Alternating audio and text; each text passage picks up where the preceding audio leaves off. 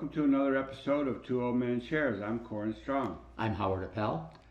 And today, in honor of Juneteenth, we're going to do a song by a gentleman named Topher. We did one of his songs a week or two ago. This one is called Juneteenth, and it's a little bit of a history lesson. Yeah. We've previewed the song a couple times and read the lyrics, so we understand a little better what's going on. Like most rap songs, it goes by pretty fast, and it's hard for our old ears to keep up. Yeah, and Corrin's a little more of a Civil War historian than I am. Have explained some of the details of the lyrics to me.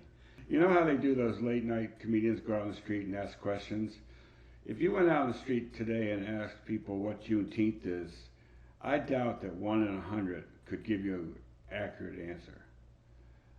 Because people, they know it has something to do with the black slaves being free, but they don't know the exact circumstances. So Mr. Topher has done a really good job here of explaining the actual history of Juneteenth and what it should mean, not what many people are wanting it to mean.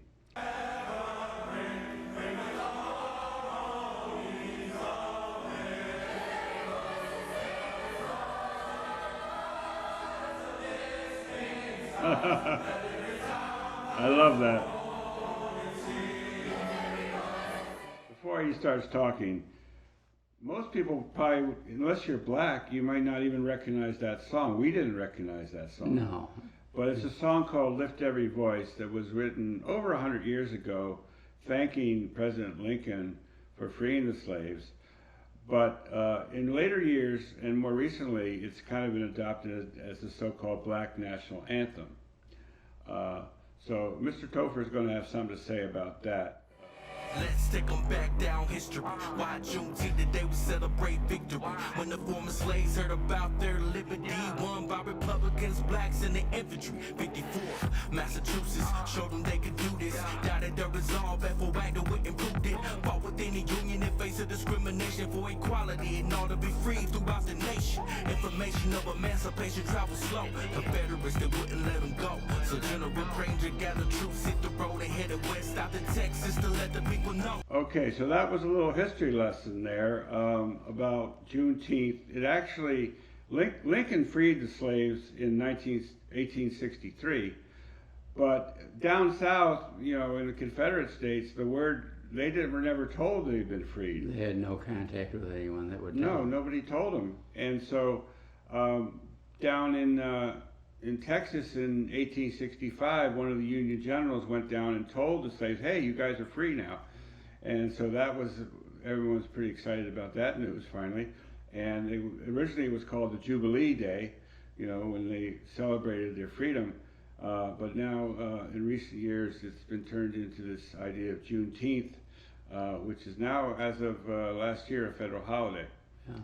But he points out in there that the freedom that the slaves got was won, you know, by the Republicans who were backing, you know, abolition and fighting in the Union Army to win freedom. Some people say they may have been fighting for other reasons, but a lot of them fought for that reason. I'm going to ask you to explain something to me further here, because you laugh, but I didn't get the stereotype of the watermelon. What? You didn't get that? No, I don't. Tell me. I do think Oh. what's the significance of it? It's funny. It's been a long time stereotype that black people like watermelon, just like black people like fried chicken. Of course, yes. Those are probably the two most common stereotypes for black people. And it's funny because I was watching a black reactor and he stopped and said, I don't care what people think, I really do like watermelon. I can't believe you lived 70 years, Howard, and wasn't aware of that. Oh, I knew that, but I just didn't see the point of bringing it up here under this. Well, it's just kind of a sort of serious context. Yeah, but it's kind of a visual joke. You know? I guess it is a joke in a serious. Maybe it is. I don't know. Oh, it's definitely a joke. Not as serious as he pretended to be. Yeah, he wouldn't be sitting on a pile of watermelons and eating watermelons. You know, Gather troops, hit the road and headed west out to Texas to let the people know. The General Order number 3 announced they were free 2 years earlier in 1863. Yeah, that day became known as Jubilee. A federal holiday is what it grew to be. Juneteenth, Juneteenth. I ain't mad at you, gon' do your thing. I just wanted you to know why you celebrating. It ain't cause of Democrats, nah. Juneteenth, Juneteenth. Might not be for the reason you think. Party switch is a myth, it never was a swing. Now you understand, let us sing.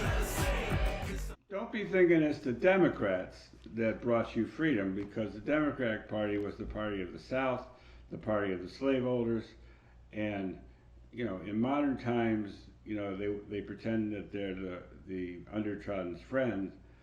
I think it's more a situation where they're your friend because you continue to vote for them. That's why they like them. In the Old South, the Old South was very pro-white. The Democratic Party was a pro-white party for many years. Even in our youth, it was still sort of that way.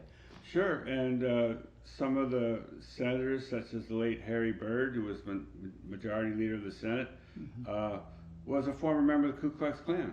Yes. He was a Democrat, and it wasn't that uncommon. Most of the members of the of the Ku Klux Klan were probably Southern Democrats. Yeah. One thing that strikes me as strange, I mean, as a human being, that this Jubilee Day was so recent in history. I mean, it really was recent. Even back about 4 generations ago. That we live at such an early time in our civilization, and only so recently human beings owned human beings. It's just. Well, that hasn't stopped either, Howard. There's still slavery in this world. Sure. That we are. Not in this country so much. Our civilization is still. I would have thought I would be born into a civilization that was a little beyond that, but we really weren't. Well, it was the whole economic system in the South. They needed the slaves to grow cotton. Well, it was very labor intensive. Powerful individuals. Before the invention of modern machinery that can go through a field and harvest all the cotton in an hour, it probably took weeks of hand labor to do the same thing. But did they need slaves? I mean, what's that? Did they need slaves? They absolutely needed slaves. They needed slaves, or could they? Well, I'm not questioning the verb. I'm questioning the noun, slaves. I mean, could they have had migrant workers or something like that? Well, don't think such things really existed back then. Today, luckily there's machinery to do a lot of this work, but still, a lot of work is done by migrant hand labor. Mainly out from south of the border. People, hardworking people that come up from Mexico, Central America, and work in our fields, work in our dairy farms, work in a lot of industries. You go to any Home Depot in the country, and there's usually some Hispanic people there looking for work. Well, it depends on the crop, but cotton just happened to be a very labor-intensive crop, and it was grown throughout the South, and they felt anyway that that was the only economic way that they could have grown it, and it was sold.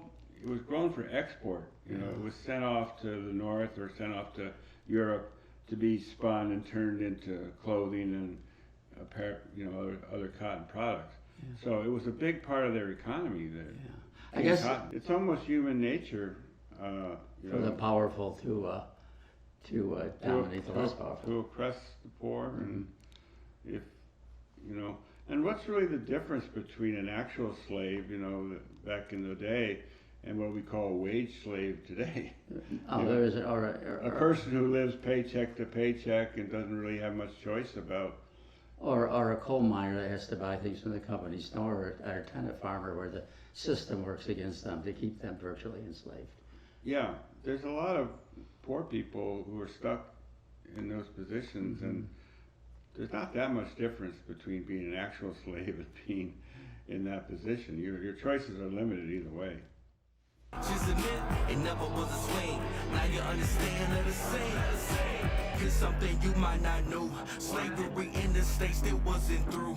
Kentucky, Delaware never succeeded. The 13th Amendment was passed and completed. To show appreciation towards President Lincoln, James and John Johnson wrote the song in his singing. A sound full of hope from the harmonies ringing. Not the separation that we all see that is bringing. Cause of the NAACP made it all about race and not unity. Black national anthem, it never should be but division, what they want to see. There should not be a black national anthem, just like there shouldn't be an Hispanic national anthem or a Chinese national anthem. There should be one American national anthem. And we need a black man to say this. Yeah, we can't say that. We can't say this, but the fact that a black man is saying this, a black man has delved into this history and has these realizations. Except we would be looked at as blatantly racist if we said anything remotely similar. Well, like he said, they want to create that division. Mm-hmm. So by promoting a black national anthem, they're separating the black people from the rest of the Americans and saying, you know, we have to have a special anthem just for us. And that's obviously going to piss off everybody else. As a strategy, it's very effective as a divisive thing. And this, you know, without somebody like him, we just throw up our hands in the air. What do we do? Unfortunately, he's only got 30,000 views on this video, which has been out for a few weeks. So I'm not sure if the message is getting out there. But we're doing our part to try to help get it out there. I think he's actually originally from Mississippi, by the way. Maybe so the watermelon juice won't get in his shirt. I did hear that. That's about all I know about him. He was from Mississippi and he did serve in our armed forces, and that's all I know. Black national anthem, it never should be what division, what they wanna see. Look, the flag colors are red, white, and blue. This red, green, and black is not for me or you. So let's come together, all races and hues. Lift every voice and rejoice in the truth.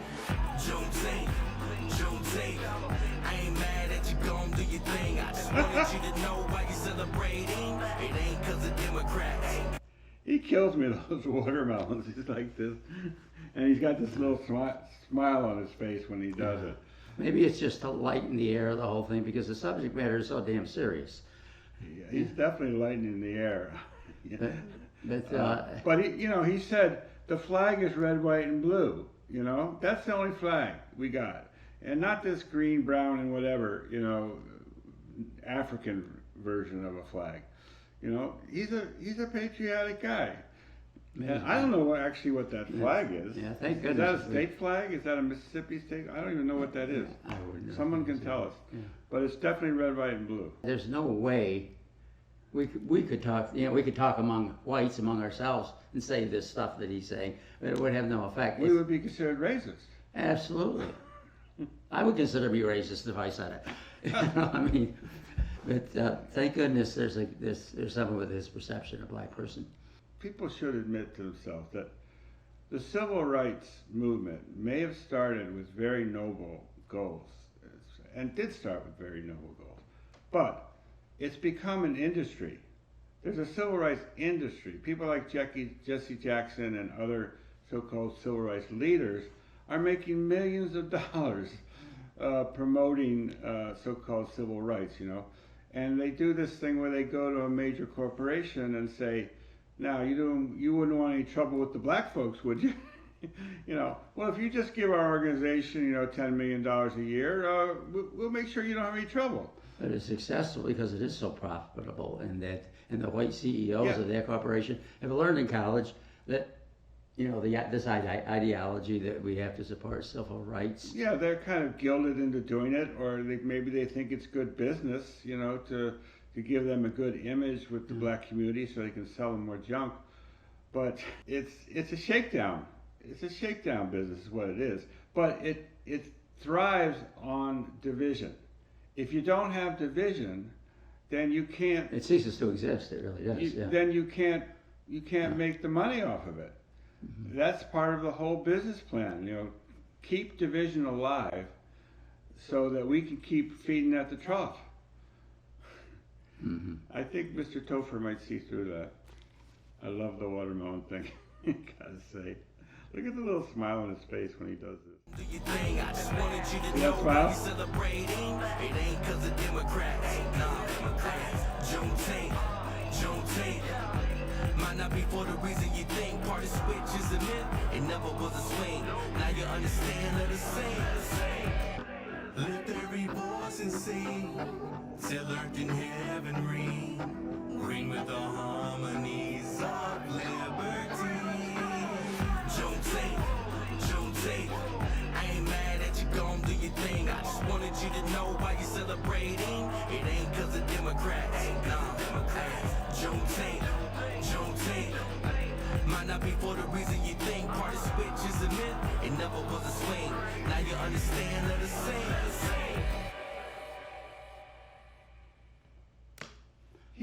He's got so much personality. I mean, he just makes you happy. He's smiling, he's goofing around. And maybe that's the watermelon too. It's nothing that serious, but he's still getting something across. That's the message is killer. Yeah. The message is so powerful, but you know, it's coming in the form of a very, very and it's coming with some accurate history too, which accurate is really history, but so much personality and so much joy. And to say it wasn't the Democrats is so much more effective than saying it was the Republicans. To put that in negative form, because there's a lot of young blacks today that probably just assume it was the Democrats. Oh, it must be the Democrats. They're our friends, right? But you know, the whole origin of the party. I mean, your family was inextricably involved in that creation of that party. Is so connected to freeing the slaves. The GOP is. Well, that's what they were. Yeah, and the house that we're sitting in right now was built by General James S. Wadsworth, who was a Civil War general and was killed fighting at the Battle of the Wilderness in Virginia. He could have had a cushy office job. He was 50. He was 54. He didn't have to be out there in the swamp of the wilderness, but you know, he was an abolitionist, an early abolitionist, and did not think slavery had any place in America. And there were thousands and hundreds of thousands of people like him who went out and fought on that principle. No. In fact, at his age, he didn't even have to leave home. No, and with his wealth, because he was quite wealthy, a big landowner, and most of the wealthy people did not join the army to get somebody else to do it for them.